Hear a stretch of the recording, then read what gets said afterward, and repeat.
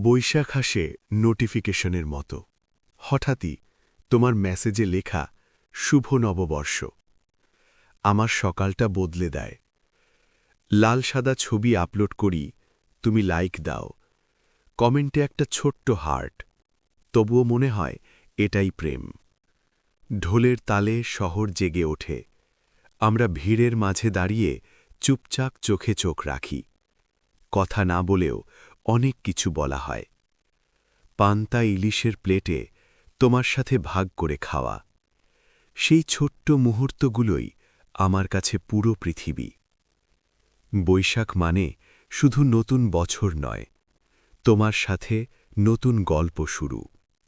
Digital ভালোবাসার ভিড়ে তুমিই আমার বাস্তব অনুভূতি।